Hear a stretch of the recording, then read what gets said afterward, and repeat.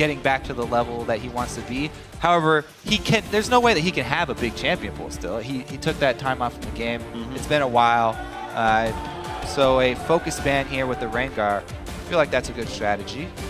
Well, Lissandra comes up, and actually, there it is. Of all champions, Cho'Gath versus Lissandra, my initial thought being that might be an okay matchup, but Benny's going to get himself a Lissandra top lane, maybe goes to Link in the mid. Now I see why they banned out the Kassadin. I really like Kassadin top lane against Lissandra. He just slowly wins it until he's got his stacking items, and then he can roam around really easily. It's true. Fizz, though, an interesting champion. Also usable in the top lane, by the way. Flex pick for this team. Keep in mind, Rek'Sai is here on PorpoisePops. He's one of the guys who's going to play that type of champion. He's really good on the very fightery junglers. That seems to be his main style. Corki. Fightery? Yeah, well, like there's... I get exactly what you're saying. Okay, then I'm going to leave it at that. One of the fightery junglers. And Corki also, a contested AD carry, especially with the Sivir ban. It's going to be great for maplestreet. Yeah, that's true. After you see the first picks, you really get some insight as to exactly what these bans were targeted at. And they're like, yes, that was the counter we're banning. Bunch of counter picks gone away. The only thing is, it gives up that amazing combo. The Jarvan plus Gnar. Third round Narvan pickup. That is unusual, but it's going to go to CLG, and my god, is their team fight scary. Yeah, that's pretty scary. And it also does mean that it will pigeonhole Link into playing the Lissandra mid lane. So Slooshi hovering over some wave clear. Both of those champions can shove waves very, very quickly. And Lulu knockup on top of Rek'Sai's own knockup when she gets in there is very scary. Rek'Sai in the middle of a team with a Lulu buffing her up is extremely, extremely scary because her damage output in hand-to-hand combats, as you say, is a very, very fightery champion. Nice. She could definitely deal it out. The champion to be worried about here for sure. Also keep in mind, by the way, Rek'Sai is a great top laner.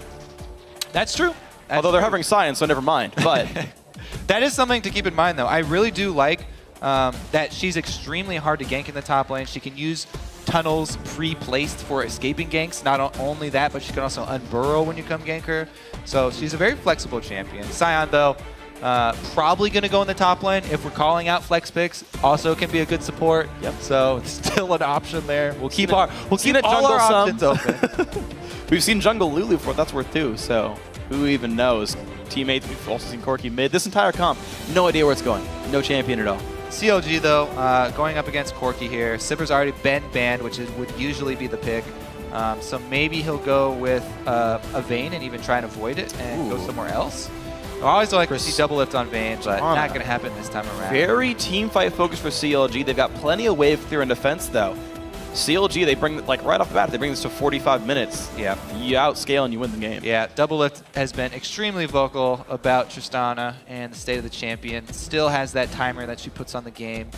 But man, it's really about the first 3 picks for this CLG team. They're so strong. When have you last seen Janna go to a last pick for a team? This is ridiculous. Sure. CLG have a stacked lineup. This is going very, very well for CLG as far as pick bans are concerned. They certainly have all the contested champions. All I'm going to say for Team 8, though, is they basically gotten a counter pick every single lane they wanted to, right? Ban the Sivir, pick the Corki. They got the Lulu after they knew where Lissandra was going, Sion after they knew where Gnar was going, Annie after they saw that Janna was picked up. Theoretically, Team 8 have picked themselves winning matchups. Basically, what I see from Team 8 is a mid-game win. Like, they want to push for a mid-game win. This is what they're all about. They want to take advantage of Rek'Sai's mobility. They want to take advantage of Corki's mid-game power spike, and then have Annie force the issue. Yes. Like, we're locking in Annie so that we can pull the trigger on when our comp peaks. And keep in mind, of course, that's, I think, and you might agree with me on this one, that's got to be turrets that they take off this, because taking 2-3 dragons doesn't mean that much on its own. Yeah, I don't know if they could last long enough to take all 5. Right. And that's the big thing, is normally you'd say, well, maybe Sion gets invincible, but not against Tristana. And if you can get more than just the 3 outer turrets, then maybe you're okay. Nobody gets invincible versus Tristana. No, not a single champion. Guys, head on over to Twitter, cast your vote for the winning team, send hashtag CLGWin or hashtag T8Win to @LOLesports. I'm going to tally up those votes shortly, and we'll see, for the sake of the internet, who you guys think is going to win this game. Now, very successfully, I say, both these teams have managed to ban out the counter picks and then pick the champions they wanted. Kind of down the line, the Sivir went away, Corki got grabbed, the Irelia went away, Gnar got grabbed. Over and over and over again, these guys got themselves some very good matchups. Now, the other thing that I want to start talking about very early, because there's a Sion on one of these teams, is the level 1. Now, Sion is a very interesting champion. Yes. And since we have a pause, perfect time to talk about the shenanigans that you can pull with a Sion. I'm ready. Now, he has this cool passive Phreak where when he dies, he comes back and does a ridiculous amount of damage. So Sion can basically start at any camp that he wants. He can die to the camp, take it, and, come back to lane with a buff, or as we've seen, he can actually go for an early dragon. He can even die to dragon with people helping him. They can take a very early dragon as soon as it spawns. Wow. I don't think that's going to be the case because it has been done, and all these guys do have analysts watching all the foreign leagues, so they will be aware of it as well. He may just try something a bit easier, like starting one of those camps, and maybe the best case scenario is really when you can start an enemy buff and they don't know about it, and you can die to it and take it. Yeah. Especially the blue buff, because then he can just spam his E in lane. But either way, Sion probably going to look to try and get an experience advantage by doing an early camp. Haha, just kidding. Yeah. Did we see that from Gravity Haunter, though? Because he picked Sion top lane up against Flares, if I got my game properly, and I don't remember seeing that happen. So you could just be lame like Haunter. You definitely don't have to. Yeah, but it's cool. It is real. I would want to. That sounds great. I didn't realize you could dragon. That's awesome. Yeah, I watched so many games last weekend. I don't even remember what game it was, but one of the teams pulled it off. Somewhere in Asia. Also, they lost. So. Oh, well, there you go. But it was cool that they did that. It is cool. Sort of. I like it a whole bunch. So, unfortunately, it looks like someone's got themselves, I would guess, a tech issue. We can figure out what that is shortly for you guys. But we've talked about the team comps. CLG, very, very good at team fighting. Individual playmaking, not bad.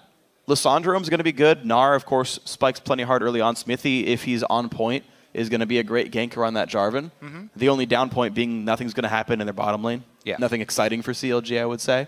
And you talked about the mid-game power spike. The Rek'Sai able to make a lot of plays early on. Lulu spikes early. Annie just does whatever she wants whenever she wants. So that's kind of the big forces facing each other. Teammate doing stuff 15 minutes in. CLG waiting to weather the next 20 minutes after that. Basically, that's what we see. The curves a little bit misaligned. The thing is also about Rek'Sai, extremely strong champion at the time. However, susceptible to being kited. Especially when she is burrowed and doesn't have the extra sight if she doesn't have teammates around or wards down. A champion like Lissandra, who's a control-oriented mage, is very strong at dealing with her in 2v2 situations.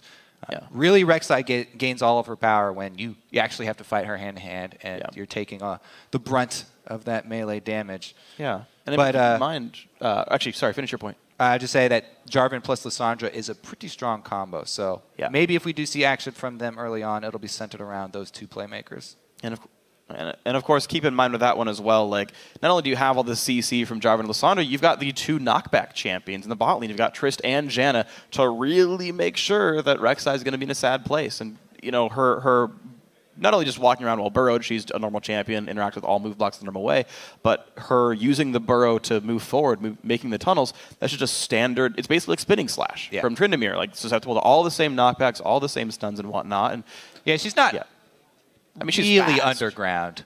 Yeah. She's poking up on the surface. Right. You can see the fin. You can interact with her all the normal ways. Yeah. And I suppose everyone's been playing with Rek'Sai for a couple of months now, so you guys who've been playing solo queue and whatnot have kind of seen this. But if you've been taking a break from League, she's really not any more untargetable than any other champion. So. Yeah, I think what really becomes dangerous is when she charges in right behind a Sion ult, because the Sion's going to charge right into the team, and nothing can stop him. So he can open up a path for Rek'Sai to get inside. That, or Flash Tibbers, as we said, Annie's going to be really the linchpin that brings this entire team together and allows teammate to actually push the button in the mid game when they do have the power. She's the one who has all of the keys. So it's going to be on Dodo to really start things up for this team. And one thing I do like about the synergy actually between Annie and Sion is the fact that Sion's got the big, dodgeable, unstoppable onslaught, and you got a point-and-click stun to be like, you're not dodging this. Yeah. And it's a 1.75. He's got a dodgeable everything in his kit. Not the W. Yeah, you can dodge it. You can get out of range. Okay, sure, but... Ha! Okay, fair. No, you win. Okay, fine. So you can dodge everything that Sion does, or run away from him, or try. I thought you were going to go with the synergy because Annie's using the Halloween skin, so she's got the Frankenstein. I didn't even realize that happened. Also a zombie. I wasn't paying attention to the skins, but good point. Now, guys, on our screens... Phreak. Well, good job. I wasn't looking as closely into the game. Guys, we are back into the game, though. Game 5 of the day. CLG and Team 8 playing their very first games this year in the North American LCS. And we'll see who joins first place and who joins 6th Welcome to Summoner's Rift as they leave their bases. All right, so defensive lineup here for Team 8. Looks like a little bit of a move down bottom. I really do like this mid ward that Benny's placed as well. A lot of teams have grown accustomed to placing that, but it looks like they are going to go for maybe a delayed invade here. So lane swap could be on the tables here for CLG. Looking to get Doublelift an easy ride. That would be probably my recommendation here. It's a really rough lane to go up against Corki Annie. One of the most brutal duo lanes in League of Legends right now. Of course, CLG know they got spotted, they hit the ward, but they got some vision control over the blue buff. They did indeed. 3-man slow. If that were support Lulu, that was 15 gold right there. But it's not, Phreak. Nope. Interesting. That is a pink ward, by the way. That is an early pink ward from Team 8. Who spent their money on that? Was that Sion? Sion did, because he started Flask. He does not have the extra red potions. Really deep pink ward. That is, by the way, up there on the other side of the blue buff. The pink ward for Team 8. Yeah, one of the most rarely checked bushes. However, Gnar is standing right next to it. If he finds that, it will be very sad days for Team 8. However, he does not, because he's doing a camp. So the pink ward will survive. We'll see how long that one goes. And Benny starting with Hyper. Guess it's the best DPS for taking a camp down like this. And slowly but surely he kites it out. executed. There it is. Dives to the camp. That's those Sion shenanigans early on. Can he take them all out? One more left. Woo! Level 2. Victory. Benny doing the same thing. Doesn't have to die for his. He might become Big Gnar, but that's about it. Does take a lot longer when you're not a zombie, though. It's true. It's more adorable, though. Aww. You know he spells LOL with the blocks. Yep. Attention to detail, Cody. Sion, though, got to lane much earlier. You can see the difference here between Sion trying to take advantage of his passive or a standard top laner doing an extra camp. He gets up there much more quickly, has control of the lane. Not only does he have the experience boost, but he gets to shove it as well. And this basically will be the story of the day for Sion. Try and shove that lane, keep it going, and push Benny down. We'll see how well Benny can CS under his turret. He'll do his best to keep these minions pushed. I just like that Sion harasses by yelling at minions, and they fly across the map and hit you. That's essentially how that works. Xmithie, pretty safe clear for himself. Level 3, both buffs, nice and safe. Similar for Rek'Sai here, PorpoisePops. He gets seen by the pink ward, walks right through. So they have been alerted to Xmithie's whereabouts, and PorpoisePops is full health. So might try and take advantage. Nope, just hard farming with that Rek'Sai. I'm a little bit surprised he didn't look to try to fight Jarvan. Well, you can tell his mentality. PorpoisePops went with the early Rangers purple smite here. So he's looking to hard farm and get an experience and level advantage before he starts fighting. A lot of people do like to get Chilling Smite fairly early on him, but I am a very big fan, especially in competitive play, of the Trailblazer early and trying to farm fairly quickly. Rek'Sai's got great mobility in the jungle. She can use the tunnels really early on to traverse the map and get to those camps very quickly. And then with the Trailblazer, she immediately destroys camps. Whether they're yours or hers, she will take them out extremely quickly, and you can accrue a nice experience advantage on her because she is so quick. And with the help of CaliTrolz, the Western jungle. They found the pink ward, but can he use it as bait? Nope. The answer is no. Yeah, Xmithie does not take it. His Raptor buff triggered, and he's like, there's a ward here. And he's like, it's that ward. He waits until he sees PorpoisePops exit through the river. Nice. That Scuttle Crab. I don't know if it reaches that far. I think he just assumed that she gave up.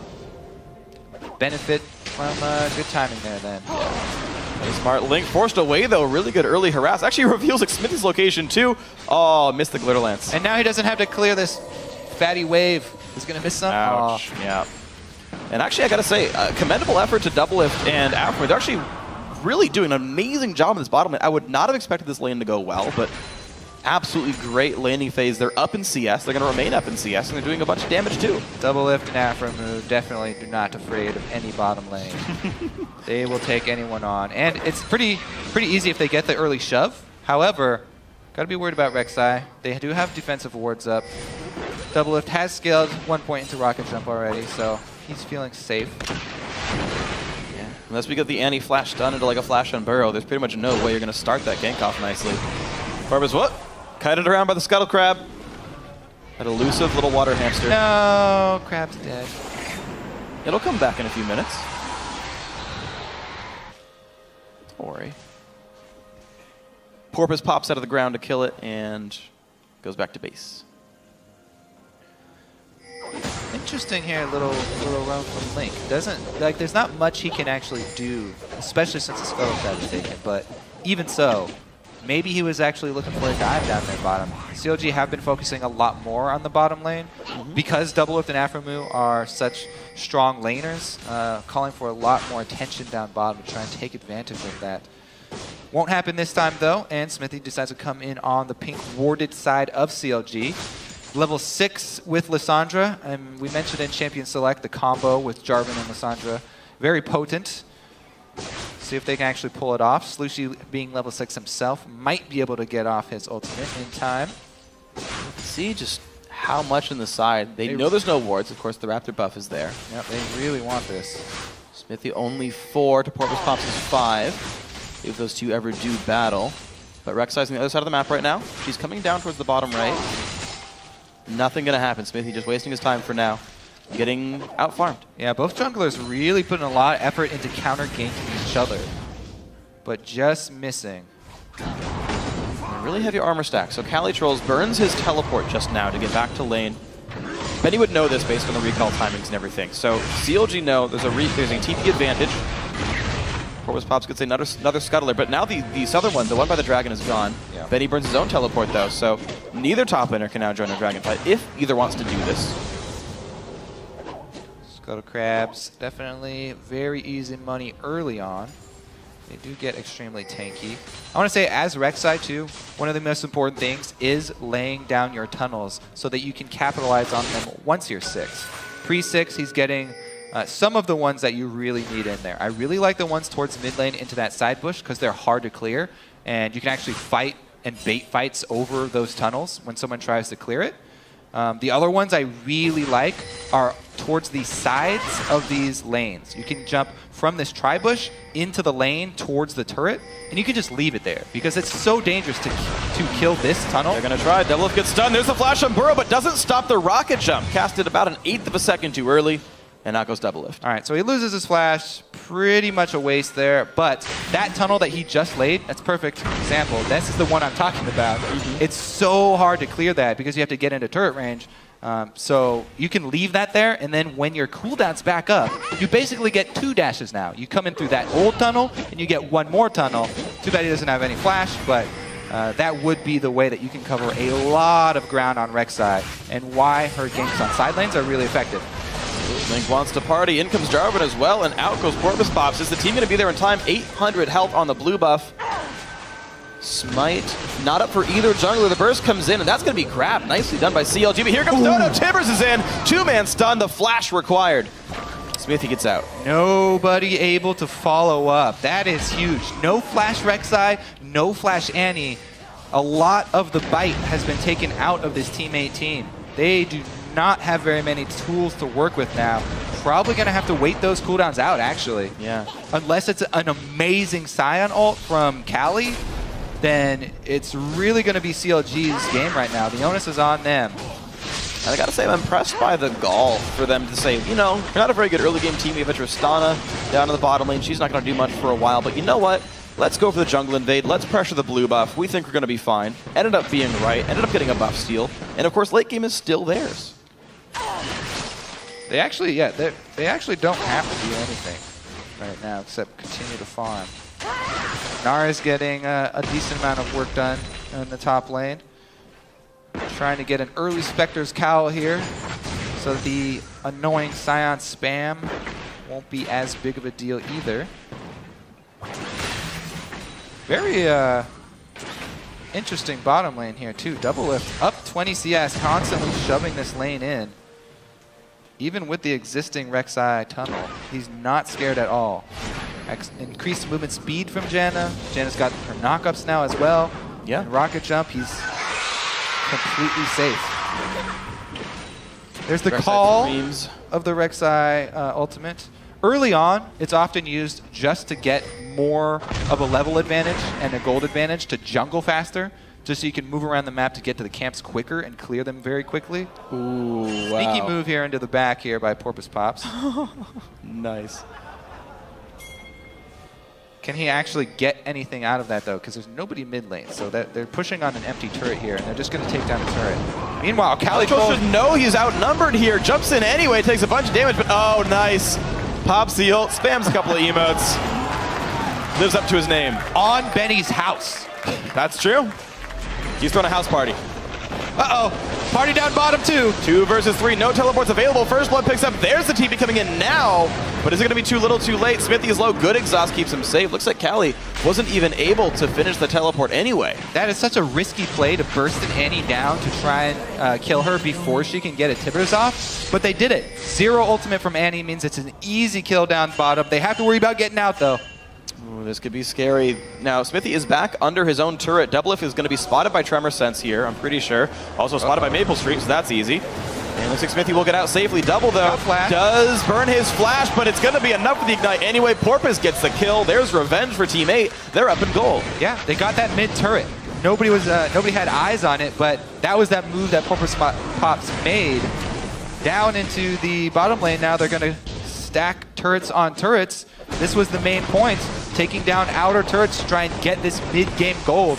If they can get the cash flow right now, well, it's going to delay it. Yeah. But if they can get that cash flow increased in the early game and get to the mid-game point that much quicker, then it's a really good sign for Team 8, because they definitely do have to pull that trigger in the next few minutes. 2 turrets, good start. Yeah, and you notice that they chose to go for the turret, not the dragon they could have gotten. Ben used his teleport to go top lane, no threat for him showing up, but turret was the more important pick up there. Yeah, 6% right now does almost nothing for them. A lot of people building tank on their team. Trinity Force is not raw AD or raw AP. Yeah. So they can wait on that first dragon. Doesn't really help them as much as the gold that is going to get to that Trinity Force quicker. And there's a second pink ward on that same location that just got cleared by CLG. Teammate really loved that one, just to the left of mid-turret. Porpoise gets the Raptor buff, clears a ward for it. CLG doing something similar with a sweeper. Doublelift rushed a Blade of the Ruin King as well on Tristana. With the recent nerfs to Infinity Edge, I was wondering which ADs are going to stop rushing the item. 5% crit is actually a pretty big hit for the early game. Yeah. And not that many people still really like getting the Phantom Dancer.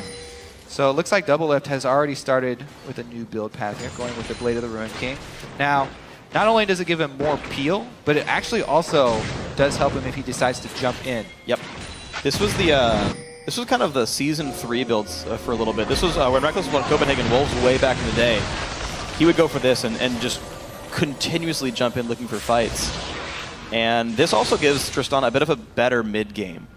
If you're waiting for the IE to finish and then another crit item to show up, whereas if you have Ruin King, like, you do something right now. Yeah, and the only really hard part about this item path is before you get the actual completion of the Blade of the Ruin King. When you're sitting on just Cutlass and some daggers. But he bypassed that really easily. Very easy laning phase for Doublelift. Sneaky little dragon right here. Through the ward. And nothing that Team 8 can do about it because they made the move up towards Blue. Not only do they get the blue answer for, Dragon goes down. See about this mid lane push though, because Team 8 are trying to answer with a strong mid lane push. Rek'Sai plus Lulu. CaliTrolz also bullied out top lane, so I mean, yeah, okay, Dragon got taken, but teammates looking at a 3-turret lead right here. Okay, make it 2 because Doublelift pushed bottom lane again, kind of with no Everybody's whatsoever. heading up to the top lane as well. Blue buff trade blue buff. Still there. So they don't even get to answer back blue buffs here because CLG have made it over. It would be a 4 versus 3 if they attempt this blue buff steal. Yeah, good call by teammate. They don't want to extend their stay here in CLG territory. Problem is I just wonder how much teammates are actually able to get here, especially because Doublelift managed to trade that bottom turret back. They actually managed to get their first dragon as well. Their outer turrets aren't that hard to take. Teammate got those 3, but if you can't get any more than this, again, the ticking time bomb of CLG is going to be too much to deal with. Interesting as well. We have the Skirmishers upgrade for the Smite for Xmithie on Jarvan here. Now, I love the Stalker's Blade on Jarvan just because of the slow, so you can easier land your EQ combo. However, if you aren't making those super early game ganks, and especially now that the Stalker's Blade slow has been reduced, yeah, the Skirmishers is always a good pickup on him as well because you're trapped inside Cataclysm with someone else. Guaranteed somebody else is in there with you. So you always will get some value out of that Skirmisher's Blade. Yeah.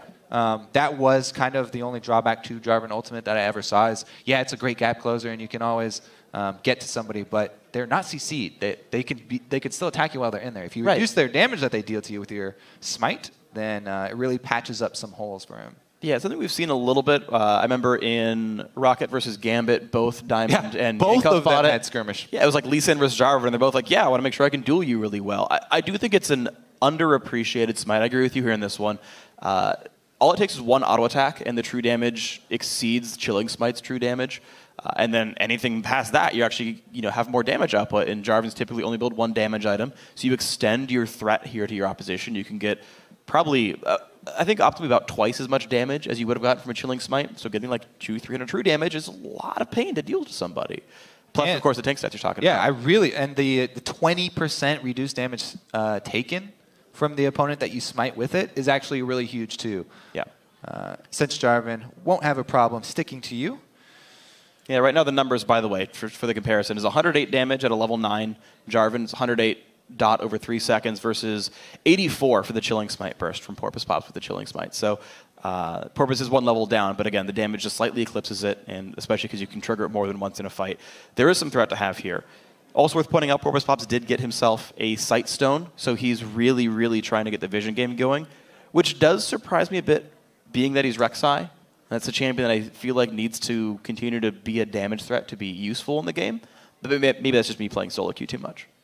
I mean, Sightstone is always good on Rek'Sai because of the part where if you're by yourself, then you don't have a very strong vision. So it always feels nice to have a Sightstone as well, not only to help out your team vision, but also so that you don't have to walk around blind all the time underground and just rely on the sonar. So I do kind of like it there, but I definitely think you are right in pointing out that she is a very strong duelist, and taking advantage of the damage that she can deal is always a pretty strong strategy. Yeah, especially since he's the one with the kill on their team. That's true. It is a fairly low kill game, about 16 minutes in. I know the initial pause was for Doublelift saying he didn't have any in-game sound, although it seems like Link is requiring some help right now. So I'm unsure if someone else found themselves with some issues. But look at the rest of this game. We definitely have full tank Sion. It's been Frozen Heart first almost all the time for him. Added a Giant's Belt, which is interesting. I don't normally see that, but just adding more combat stats for the most part. It's also a very physical damage heavy composition. Really only Lissandra dealing magic damage from CLG. And that's not usually that bursty of a champion. You see cooldown boots more than Magic Pen. You get an early Zonias instead of a Death Cap. Yeah. So Cali can probably feel safe that he won't get ulted by Lissandra. However, she does have a decent amount of AoE that he will be taking, side shots from. And since Link has rushed this Morello, he can actually have a pretty good mid game right now. We were wondering about how CLG will get through this part. With the itemization that they've actually taken, they've already hit quite a few item breakpoints for a lot of their guys. So even though they are slightly behind in gold, it looks pretty strong for them because remember, they do have that dragon buff as well. Right, and the fact that they're down 2 towers and yet still only down 500 gold for it means they're straight up winning their laning phases. Oh yeah, just CS is crazy for them. Right, exactly. You've got somehow Jarvan keeping up in CS against Rek'Sai, a 20-something minion lead here for the Lissandra, and a 25 minion lead for Tristana, which shouldn't happen, just straight up. Should not happen in this game. So props to Double and Aphromoo, props to Link, and the individual skill of CLG is carrying them through the early game, I would say, for the most part.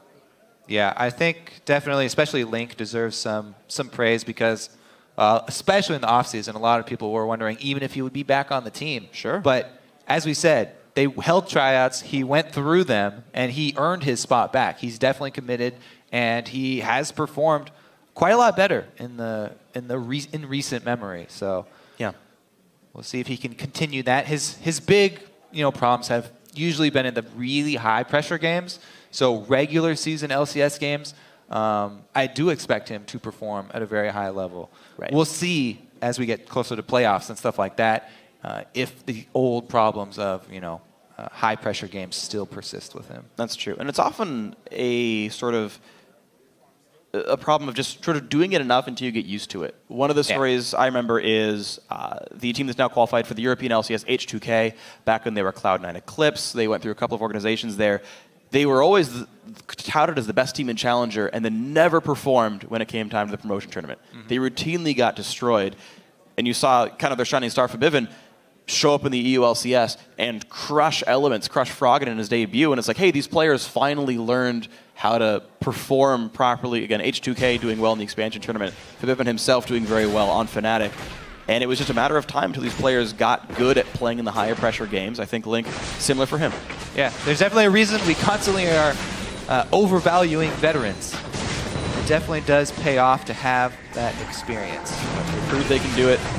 All right, let's see if Team 8 can actually pull the trigger now, because Annie has her stun charged up, no flash available. So it may be the situation where they are looking for the Sion to sort of, if not hit his ultimate, at least corral CLG into an area where Annie can hit her.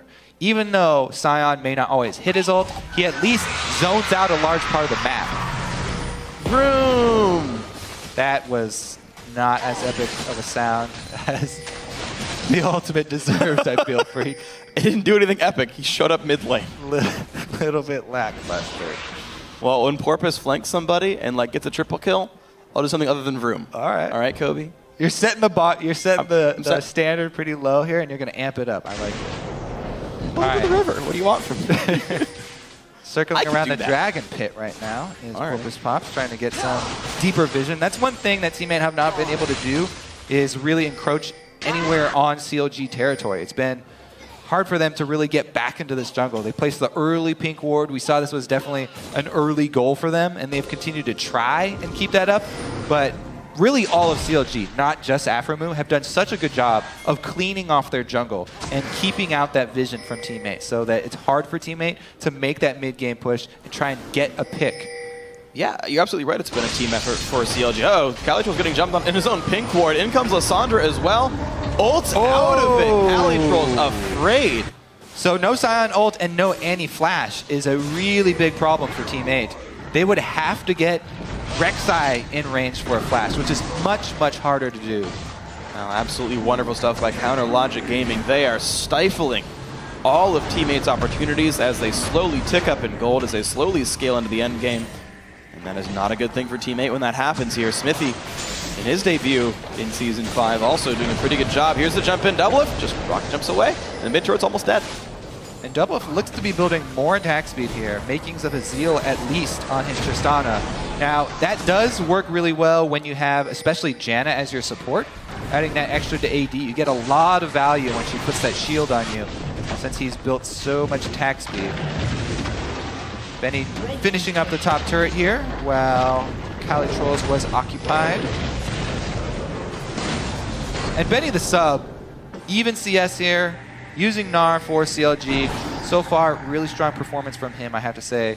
As a sub coming back, just being called up out of nowhere. We'll see how he performs in the team fights, because Gnar, very tricky, got to work around that Gnar bar, as Riv called it. I really like that definition. I like that, yeah, that's a good one. Sounds like a candy bar that I would love to try, right? Please. Do you gnaw on a Gnar? Got a silent G, it's a good word. It's the best I got. I'm warming up, guys. Beginning of the season. Benny's still getting pushed around a little bit. I mean, he's certainly playing reasonably passively. He's not trying to do anything too flashy. And again, the team comp doesn't require that. And he is full tank Gnar, so... Sure. We've seen that mostly today, actually. Yeah, not a whole lot he could gain with the 1 versus 1. Wow, that Ward's staying around so long now that Xmithie actually able to take it out. Pure auto attacks. Nice by him. The one thing that is a little bit lacking here from Team 8, I don't see PorpoisePops with many good tunnels in position right now to make any actually game-changing plays. Right now, all of the tunnels are really just for getting around the jungle faster. So you can see there, pops the ultimate once again. Yep. He's just cruising around his jungle really quickly, trying to get up that experience and gold advantage from farming super hard. But not really going to be the game changer as far as the initiation is concerned. However, Team 8 waited long enough, and he flashed back up now. And honestly, yeah, PorpoisePops the same level as Xmithie, who doesn't have an ult that gets him around the map into the jungle faster. So really not a lot to show for it from PorpoisePops here. The Rek'Sai early game power not doing much yet. The early game team not doing much either. The engages haven't been really finding anything. Dragons in 10 seconds. Baron's up now. All right, this is going to be a really, really telling fight for Team 8. Right now they're split up. This could be fairly bad for them. They need Annie with the rest of the team. If Annie gets caught and has to blow the Tibbers early, they are in a bad, bad situation. And Benny at half of a Gnar right here. Will become large soon. Dragon could easily be contested with his Blade of the Ruin King. The other thing I really like about Benny building full tank... Uh-oh. Well, yeah, Ward's going to get back and forth. Xmithie slowed down, but so far Doublelift just getting free shots here, basically. Yeah, early Blade is also really good against Sion since he gets so much health. True. I do have to say, though, one of the best things against an Annie support, since she's so popular now, people should be running a very strong full tank. Because a full tank in front of Annie's so squishy. If you have 1 point man, it's hard for her to get around. Sion comes in, though. They find Xmithie, and that is going to be nearly a dead Jarvan. Flash in, CaliTrolz finds one. Now, will they get more? Double from the back lines. Rocket jumps away, slash into CaliTrolz. The knock up onto Benny. PorpoisePops really low. Knocks up, gets a heal. Benny fails the flash. That's going to be a second kill. Now Link gets slowed down. There's no turrets around them, but back goes Team 8. There's that trigger. They pulled it. Team 8 with the mid-game looking for the big fight. They were able to get an Annie stun on both Doublelift and Benny. Now it's going to be the Dragon after. Let's see if they can actually finish it. Yes, they can. No smite available for any steal. They know doubles in that brush. Doublelift not really planning anything, just trying to wait out his time and see where Team 8 goes. Wow. Bit of hubris by CLG. All right, so as we said, it's much easier for Rek'Sai to come in right behind Sion ultimate. Gets in the back, Annie stun, Benny plus Doublelift. So they didn't get much damage out of Doublelift, maybe 4 or 5 auto attacks before someone's already dead. PorpoisePops in there to bait Benny a little bit. He unburrows and immediately flashes. So he gets his knockup off before flashing all the way into a bush. Pretty risky, but good play from him right there as he gets away with it. And then Benny, a little bit panicked right there, as you said, not able to get out over the wall, and they got an extra kill for it. One thing was actually unsung there. That fight should have been even worse. The Janna ulti actually knocked maplestreet over the wall after he had already Valkyried in. Took him like 10 seconds to walk all the way around as his team's fighting without him. There could have been a lot more done there, but still 2 for 0 plus. The Dragon, not bad. That said, CLG equalized the turrets after the recall. So CLG, Tide and Dragon's now up in gold, despite Team 8 holding a kill lead. Yeah, and that's not a good sign for Team 8.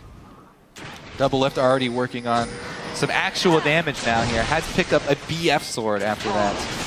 So he's simultaneously working on his Phantom Dancer as well as BF item, which will probably be Infinity Edge. I suppose he might just stop on Zeal and then get the Eye Edge actually completed instead of going to PD. I think it's actually optimal. Doublelift now starting to zone people out, and CLG, they do know they just lost the last fight, but in the next 2,000 gold, I think Doublelift makes that turnaround. The question is, when do CLG feel safe fighting? Because he just got kicked in for trying it last time. And Corki still is got a ways to go. Corki, next big item is going to be Blade of the Ruin King. It provides so much deceptive burst here from Corki. He has ridiculous mixed damage. People often jump in on the Corkis, and Trinity Force plus Blade of the Ruin King, if you jump on him, he can destroy you very quickly because it makes Phosphorus Bomb very easy to land, and the active from Blade of the Ruin King, taking off your percentage health. We'll see, though. It also helps with chasing down. If they can get into one of these messy fights once again. So they want to work around the Gnar transformation. And here we go. CLG saying, yep, we're going to play Siege. Level 12 on Doublelift. Pops the rapid fire. Mid-tier going down. Dodo jumped on incredibly low and held Gnar into the wall. 1-for-0. There's the knockback by Aphromoo. One hit away from the turret hitting him. Barely survives, but another kill for Doublelift. Benny in the front line still. One does get traded back. It's a 2-for-1 here, but Link still rooting people up. Slooshi's got to be careful. Doesn't quite land the knockup, though. CaliTrolz taking a lot of damage from Doublelift. The Rockets come in, though. Ooh. Teammate could win this fight. In goes maplestreet. Can he get Benny? Yes, he can. Now, can he get Link? One rocket lands. 2-for-2 overall. Sion chasing. Link goes in. Wow, the burst is not enough, but Exhaust is there, and Double's gonna clean them all up.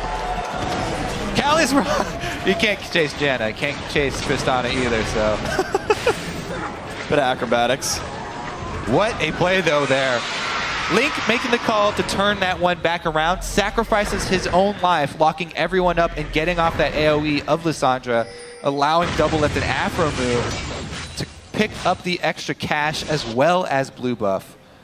That fight was so incredibly close, but CLG did it. A great exhaust at the end of that fight to make And this is pretty much all about tank positioning. Benny's there before Sion. This is why I really don't like having my main tank with the teleport split pushing, because it takes so long for a teleport channel to go off. Someone can die before the end of your teleport channel, and not having your main tank there for this team fight is exactly what destroyed Team 8.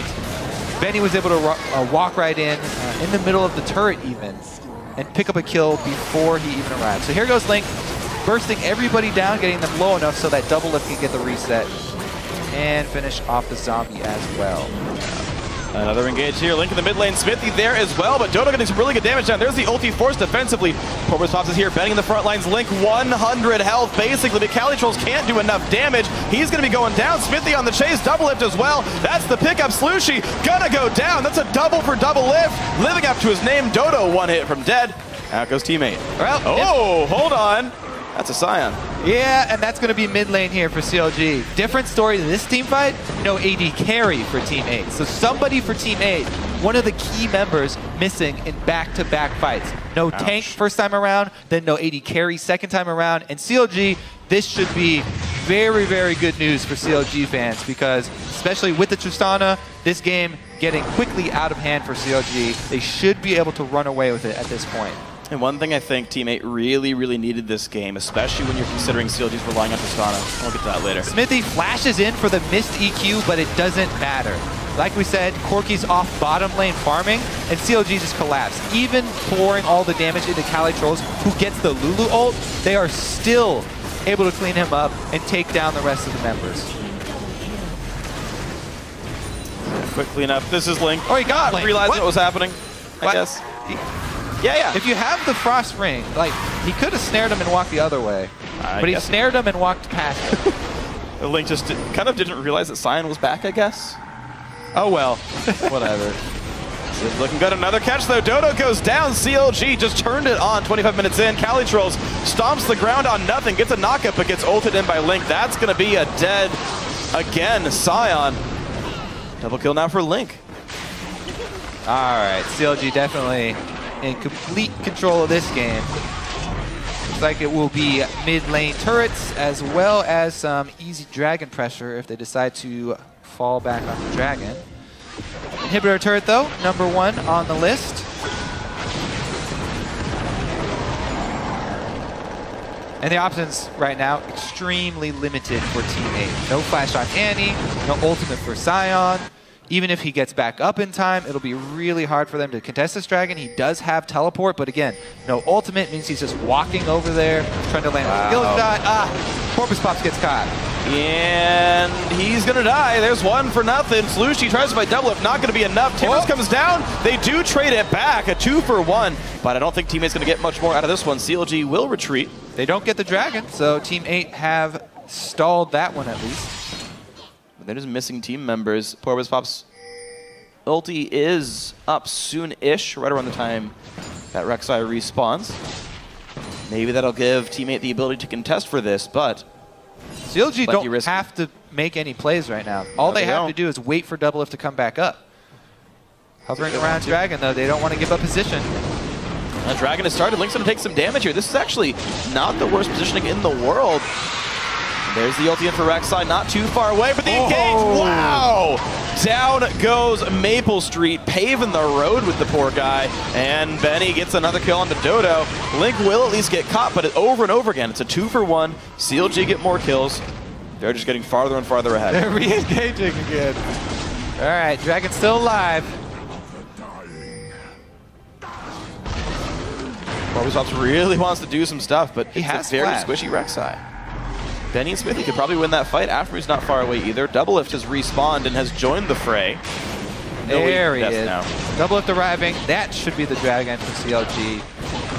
No steal attempt really here from PorpoisePops, and CLG stacking it up. And now sieging going to be even easier. They kill turrets faster now with that buff. And what I was going to talk about a little while ago. So one core problem here with CaliTrolz is he tunnels kind of hard on what he thinks is like his optimal build. I think he builds Iceborne Gauntlet more than most other items in the game on his tanks. Problem is, there's a Tristana in this game. You really care about the champion's damage output. Frozen Heart, which I thought he was going for, would have been a massive pickup. Yeah, and it does even do a lot of work against Jarvan, and even a full tank Gnar as well. Yeah. Meanwhile, every sign in the world builds that item first, except CaliTrolz. He's probably not going to get off an auto attack on Doublelift either, unless they get the magnificent engage that they want, in which case Doublelift should be dead anyway. Oh, they got it! Knockup! That was beautiful! And there it is. That's the magnificent engage that they want. The flash timbers from Dodo 8. This is the push that they have to make something work. Doublelift down. They're going to take at least one turret here. Where can they head after? They the shield from Janna. The minion buff. All right, now bot lane's got a big wave. Benny is starting to clear it. Teammate not even going to go for Dragon, not going to go for Baron. They take the one kill, the one turret, and peace out. They would have to chain kills, I think, if they really wanted to make something out of this. So, not able to do that. Oh, they're looking for it, though. Or did they bait CLG into the wrong spot? A nice knockup's going to catch Xmithie. Q gets canceled. In goes Link. Dodo's about to die, but maybe Lulu has something to say about this one. Here comes the fight. No Doublelift, but CLG's going to win a 4v5. They're just cleaning up kills now. CaliTrolz the only man alive. That's how far CLG is ahead. You don't even need Doublelift. You could tell that Team 8 were feeling the same way. They wanted to chain some kills, take advantage while there's no Doublelift on the field. But my goodness, that is the wombo combo right there. Teleport right into Gnar ultimate from Benny, locking everybody up. Link goes in first. Frozen Tomb on himself to keep them in place. Beautiful play from CLG. They'll get the Baron easily after this. So let's take another look. Link goes right into the middle. Frozen Tomb on himself still does all the damage he needs in an AoE on everybody. And then Jarvan Cataclysm goes up. There's a wall there anyway. Benny comes in for the full team Gnar ultimate. Only person he didn't get was Sion, which doesn't matter. And then finish him up last. Down he goes. So yes, even without the Tristana in the late game, the 3 offensive item Trist, they still take out the entire team for Team 8. And CLG should be fairly easy for them to push in now. Baron buff on top of all the leads that they have. Oh man, they're already going to be good at killing turrets. Tristana practically outranges them at this point. Team 8 here. Yeah. No flash this time for Annie, and that's really their main hope. Is a miracle, another Tibbers on the Doublelift and blow them up.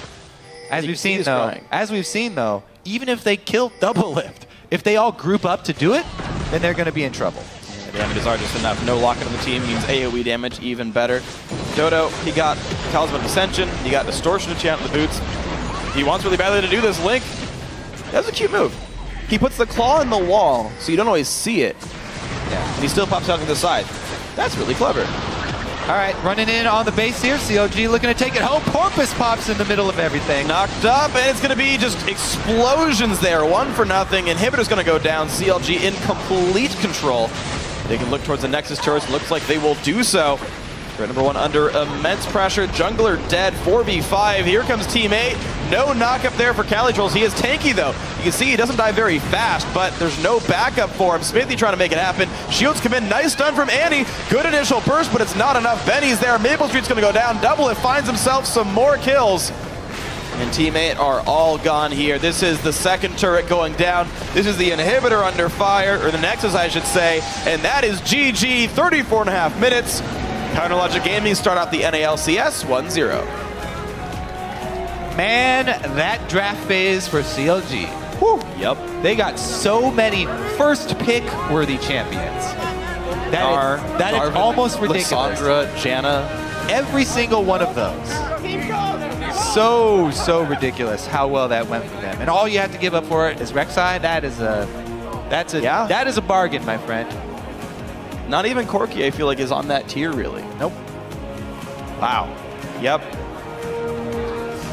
So that's without CLG's main coach, too. That's Zix doing it for him instead of Skara.